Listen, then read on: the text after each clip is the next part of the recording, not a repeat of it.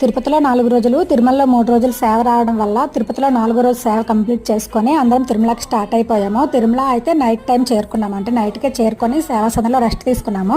ఇంకా మార్నింగ్ సేవా సదన్ 2 ఉంటుంది. ఇక్కడ సేవా సదన్ 2కి వచ్చి రిజిస్ట్రేషన్ ప్రాసెస్ అంతా చేసుకున్నాము. కిందలాగే పైన కూడా మళ్ళీ రిజిస్ట్రేషన్ చేసుకోవాలి. ఇక్కడ రిజిస్ట్రేషన్ కోసం అయితే చాలా పెద్ద లైన్ ఉందండి. అలాగే ఎంతమంది ఉన్నారో కూడా తెలీదు. ఇంతమంది సేవకులా అని అనిపించింది.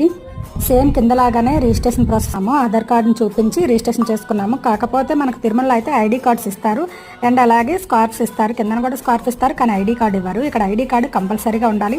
అండ్ ఐడి కార్డు మీదే మనం ఉండే రూమ్ నెంబరు అలాగే మన సేవ కూడా ప్రింట్ చేసి వచ్చేస్తున్నారు. మేము ఇదంతా అయిపోయిన తర్వాత లాకర్స్ దగ్గరికి వెళ్ళాము. లాకర్స్ దగ్గర ప్రతి ఒక్కరు ఐడి కార్డు కూడా స్కాన్ చేయాలి. ఇక్కడ ఐడి కార్డు స్కాన్ చేసిన తర్వాత మనకి నిర్ణయించిన బెర్త్ అలాగే లాకర్ ఇస్తారు.